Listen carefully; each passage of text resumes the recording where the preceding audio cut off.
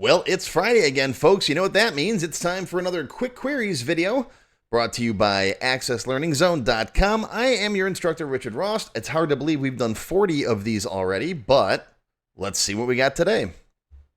First off, we got Ronald commenting on something from Quick Queries 39. He said, I thought there was an option in the current database to compact and repair on close every time the user closes the database. There is, but this only compacts and repairs the front end, not the back end database. So if you're running in a multi-user setup where you've got a server and a bunch of people using that server, right? Whether it's just a PC running a back-end access database or an actual server, then you're only compacting your front end, which usually there's no data in the front end or very little data. There might be some temp data, right? All your actual data is on the server in the back-end file. And that's the one that you want to compact on a regular basis. I don't recommend compacting it every day unless you got really heavy database use. Once a week is usually fine. I do mine once a week. I run it in an event.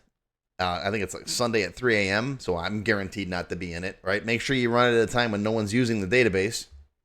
Compacting the front end is usually something you don't have to bother doing, especially if you update your database regularly, because if you're pushing updates, whenever you push a new update to everybody, they get a new front end. So it doesn't matter if their old one, had a lot of bloated space from not being compacted.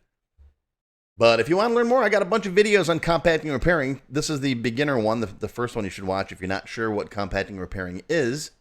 This one will teach you how to compact and repair your database from the command line. So you could make a batch file to run it once a week and compact your backend with this if you want to. Although I recommend running the actual compact on the server machine, because if not, if you compact across the network, all that data's got to be transmitted across the network. So if you can, go to the server machine, whichever machine actually has your access backend file on it, and run the compact and repair there if you can, or set up an event on that machine. This video teaches you how to actually do the compact with VBA, and yes, you can compact your backend. Again, it's best to run it from the backend machine. And I actually have a template available for sale that does all that for you. You just set it up on the server machine. You can integrate it with your current database if you want to, or just let it run by itself. And then once a week, you set it up a schedule. It'll compact when no one's in the database. So check that out too. I'll put links to all this stuff down below. Next up, got a bunch of comments on my recycle bin series that I did this week. Let's take a look at some of those. Lots of people send me messages like this. I did what you said, but I get an error when I press the button. Okay. What's the error? I can't see what you got going on there. What you pasted looks okay, but there might be more to it. I need to know exactly what's caused. What's the error message you're getting? Did you try any? What else did you try? Right? That's nowhere near enough information to be able to help you. Sorry. JC Wynn thinks we should name it the archive table. Yeah, sure, great. You can name it Granny's Peach Teeth Table if you want to. It doesn't matter to me. I called it the recycle bin. Name it whatever you want. I've seen this one a few times. How to delete the record and rearrange the auto number as soon as it gets deleted. I see what you're saying there. You delete record number 6 and you want to rearrange all the rest of the numbers. Don't worry about it. Leave them alone. Auto numbers are not for you. You shouldn't care what they are. It could be 5,642,632, or it could be 3. Doesn't matter. Just ignore it. You shouldn't be using those auto numbers for anything. They're used internally for making sure records are unique and for relationships to other tables. If you want to make your own counter, I got several other videos on how to do that, but don't mess with the auto numbers. And yes, there is a method to restore an auto number, and I show this in the extended cut when I go over doing the restore button to take it out of the recycle bin and put it back in the table. You have to use an insert query, right, an update query to insert the number back in the table, which is a trick, and then you can restore the record. But renumbering all the rest of the records is not something you should bother doing. Okay, if you need your own separate counter, make a separate field, and you can do whatever you want with it. Explain to people in my last job why I don't delete data. I generally orphaned the record and kept the table and told me where it belongs if it needs to be restored. Yeah, you can do that too. That's another option. In fact, one of the things that people are commenting on they want to see is how to delete the child records. Like if you delete an order, you want to delete all the details that go with it and put that in the recycle bin. That's definitely a possibility. It's not hard to do to delete the data and to save it. Restoring that's a bit of a challenge. I might do a separate video on that though. But you could literally, yeah, just orphan the record. In other words, just delete the order entry and leave those order details in the table as orphans. They're not pointing anything. They're not going to waste any space. But this way, in the future, if you do have to restore that order, all of its children are right there in the table still. If space is not a concern, that's certainly valid. But yeah, there's a million ways to handle this, and that's certainly an option. Nick says, nice one. I hope you're going to show us how to recover a record too. Yes, absolutely. I do show it in the extended cut after part 3. So click that blue join button down below and become a member, and you'll get code that'll show you how to restore the deleted record. If not, you've got the information. The important part of the series was you've got the data. It's in your recycle bin. So if you really, really, really need to restore it, it's in there. You can just go and just copy and paste the fields back, where they belong. If you want a nice, fast, easy way to do it, well, that's in the extended cut. Aki says, why not just have a Boolean field isDel in every table to mark deleted records and a recycle bin T to store only the table name and the key ID fields while the form filters isDel equals false. Okay, I get where you're coming. And yes, if you're building a database from the ground up, that is definitely the best way to do it. In fact, in my database, I've got an isActive field here because I put it there when we started the database. You could do the same thing with orders. You could have an isActive here or a canceled or something, right? That's the perfect scenario. The recycle bin really is for you've got a database, you've been using it for years, right? And it would be a lot of work to go through. It's not just adding that field to the table, remember. You've got to make all of your queries aware of that field. You've got to make all of your forms and reports aware of that field. You've got to make all your VBA code aware of that field. And if you've got hundreds of different objects in your database that all just look at the customer list and assume they're all valid customers, you go to run your month end and it's pulling in data it shouldn't be. See, that's where the problem is. That's why I came up with the recycle bin idea. You've got an existing database and it would be a lot of work to go through and add the idea of this is not deleted, or this is not an active record, it should be deleted, but I don't want to delete it. Send it to the recycle bin. So it's there if you need to get it back, but all of your other objects in your database won't see that record. Okay, but good thinking, and that's how you should design the database from the beginning, but a lot of people don't, including myself. I started my current database that I still use for my company way back in 2002, I think. And so I did not design all my objects and my tables to handle that. So I came up with a recycle bin because I want to delete some stuff, but I still wanted that data. Yeah, send it to an archive table, recycle bin table, whatever you want to call it. And you still got the data if you need it. In fact, I have an archive table for all of my old customer service emails and contacts. It all gets imported in my database. I reply from the database, but I don't need to save stuff from 2 years ago, 5 years ago. But in case a customer says, you remember back 2 years ago when I asked you about it, I can still go to my archive table and find it. It's not slowing my main database down, but it's there if I need it. That's the point of an archive table or a recycle bin or whatever you want to call it. I often get the comments off of YouTube, but I often forget to go to my own website to find the comments on there. Sam Domino says, given that Access has a 2 gigabyte limit, would it be better to use an external text or XML file for your recycle bin? You could, sure. This all depends on your usage and how much data you're recycling. If it's lots and lots and tons of stuff, sure. Put them in external text files. XML if you want to. Basically, what I did in the extended cut is kind of like an XML file. Here's what we built in the extended cut. And if you look in the recycle bin, here's the record data. It starts with a begin, right? The field name and then the data and then an end tag. And very similar to what XML does. And the reason why I did this was because if you look at something like a notes field, this could have many paragraphs of data. And so you got to know where that ends. And I just chose to look for an end tag. But you can do this however you want. You want to save it as an XML file? Sure. You want to save it in a different database file? Yeah, if you got a lot of stuff, put this in another database file and link to it. You get close to 2 gigabytes, sure, move it up to SQL Server or save these as text files. It's just how much work do you want to go through when it comes time to restore that. So totally up to you, but great question. And I guess a few of you do want to see a 4th video on how to do child records.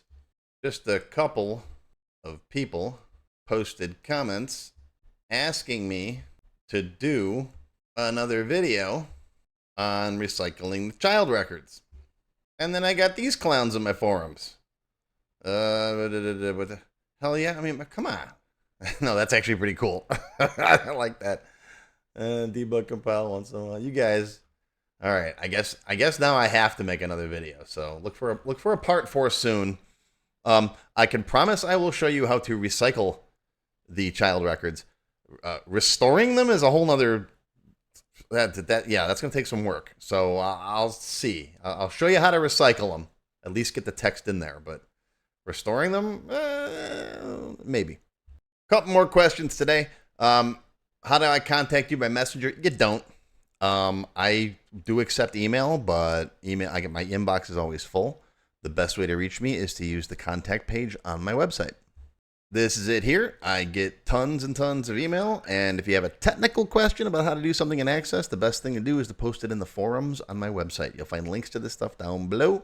I can't answer everyone's emails personally. I'm sorry. I know in some of my older videos when I first started doing this a few years ago, I said, feel free to email me with your questions, but I get too many of them now. I got a form letter I got to send back saying, hey, I can't. There's not enough hours in the day. I wish I could answer everyone's emails personally.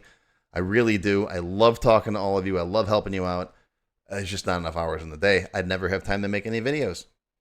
As far as Messenger, any kind of live way to contact me, no. You get the customer service forum, email, forums, mail, text. Phone's way down here. After Vulcan Mind Melds and Starfleet Subspace Radio and a Gondor Signal Fire. Tried all those. Maybe phone's an option. I hate talking on the phone with a passion. I can't stand it. I won't even order a pizza on the phone. If you're a pizzeria and you don't accept like DoorDash or online orders, forget it. I'm just not going to call. Here's a question about my search multiple fields video. Kylie Layton says, this is great, except there's only 9 rows for criteria. I would need many more rows to search all my fields. I see no option to insert rows. Yeah, what he's talking about is the query by example grid. And that's this thing when you go into a query, right? Your or criteria rows down here. 1, 2, 3, 4, 5, 6, 7, 8, 9. I think there's 9. But the point is that they only give you a couple down here because you can make more if you go into SQL view and know how to write the SQL. You could say where so-and-so, and so-and-so or so-and-so. So this is kind of the default design view here is kind of for beginners, for a graphical way to build SQL statements, because what this is really doing behind the scenes is writing that. So if you want more options than that, you got to learn SQL. Fortunately, I got a lot of videos on SQL, teach you how to do it right here, start here. Okay? Okay. Next up is a question for beginners. Jeremy's a new member. He says, good day, Richard. I'm brand new to Access. Would you recommend this video playlist or your website? Oh, and someone's beaming in too. Jeremy, this is completely up to you. It's all about your preference and how you like to watch the videos. If you're happy with the YouTube interface and maybe you want to watch it on your phone or on your tablet, stick with YouTube. If you want to watch it on my website, a lot of people say the website interface is better. I've tried to make the interface on the website very easy. Just click on the next video here and it plays over there. There's also a 4-hour-long single video with all of these lessons in it on YouTube. So it's really just your preference. If you're going to be doing it on your laptop or your PC, I personally think my website's better, but if you like YouTube, watch it on YouTube. That's fine too. But either way, the videos are the same. You might find more responses to comments on my website, though. So if you have questions, I'm the only one that goes through the YouTube comments. But on my website, I've got a team of like 6 or 7 moderators, and they go through the questions too. And they're much better at answering questions than I am. So they get to them faster, and they usually help a lot more than I do. I just not enough hours in the day. We were just talking about not deleting data earlier. Well, here's a question on my Don't Delete Data video. Here's a question that comes from Jay Dragon. Not so much a question, but more of a statement. He's saying that having the backup or archive table with archive data as opposed to live data could help you get around the 2 GB limit. For those of you who don't know, a Microsoft Access database, a single database file, has a 2 GB limit. Now, I remember trying this years ago. We're probably going back 10 years or so. The union query, where you can union results from 2 tables together into a single query, does not let you get around that 2 GB limit. So unless they've changed things in recent years, and I just Googled it, and it doesn't appear that they have, you can't use that as a workaround. Yeah, I just double-checked again. I just Googled it again, and I asked ChatGPT.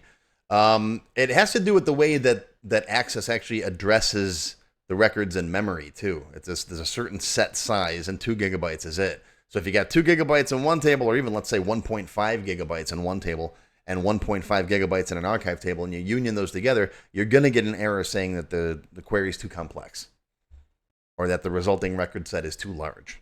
Okay. Now, that is a good use for a union query. If you want to search a complete, a customer's complete history, maybe have it as an optional search, and that union query will then look through all the live data and the archived data, but that resulting data set cannot be more than 2 gigabytes. If you need more than that, well, first of all, you could try to pare that down with some filtering and some criteria ahead of time, right? You can create temporary tables. So what I would do in this case is, okay, you know the customer that you're searching for. Maybe you got his customer ID, or in your case, the patient ID. You could say, okay, run a query on this table, on the live table, run a query on the backend table, the archive table, and create 2 temporary tables with just this customer's data. Then you could union those 2 temporary tables together and search that. So there's always ways around stuff, okay? You could also upgrade to SQL Server, right? Put your tables there. SQL Server Express, I believe, is a 10 gigabyte limit, which is a lot. It's 5 times the size of Access. I've got SQL Server Express running here in my office, and I've never hit a limit on that. I think my database is up to like 4 gigabytes, and it's 20 years old. You could also chunk it by date, right? I mean, there's lots of options, but I see where you're going with that, and it's a good idea, but no, you can't use that to get over the 2 gigabyte limit. But that's a great question. That's never come up before, so I figured I'd address it. All right, folks, that's going to do it for another Quick Queries. Hope you enjoyed. Hope you learned something. Enjoy your weekend. Live long and prosper, my friends. I'll see you next time. Oh, yeah, and don't forget, stop by my store. I got all kinds of swag. You got hats, you got cups, you got teddy bears, you got sweaters, you got mouse pads. Check it out. Links down below. If you enjoyed this video, hit that thumbs up button right now and give me a like. Also, be sure to subscribe to my channel, which is completely free. And make sure you click that bell icon and select all to receive notifications whenever I post a new video. Do you need help with your Microsoft Access project? Whether you need a tutor, a consultant, or a developer to build something for you, check out my Access Developer Network. It's a directory I put together personally of Access experts who can help with your project. Visit my website to learn more. Any links or other resources that I mentioned in the video can be found in the description text below the video. Just click on that Show More link right there. YouTube's pretty good about hiding that, but it's there. Just look for it. Now, if you have not yet tried my free Access Level 1 course, check it out now. It covers all the basics of Microsoft Access, including building forms, queries, reports, tables, all that stuff. It's over 4 hours long. You can find it on my website or my YouTube channel. I'll include a link below you can click on. And did I mention it's completely free? And if you like Level 1, Level 2 is just $1. That's it. And it's free for members of my YouTube channel at any level. Speaking of memberships, if you're interested in joining my channel, you get all kinds of awesome perks. Silver members get access to all of my extended cut tech help videos, and there's hundreds of them by now. They also get 1 free beginner class each month, and yes, those are from my full courses. Gold members get the previous perks plus access to download all of the sample databases that I build in my tech help videos. Plus, you get access to my code vault where I keep tons of different functions and all kinds of source code that I use. And gold members get 1 free expert class every month after completing the beginner series.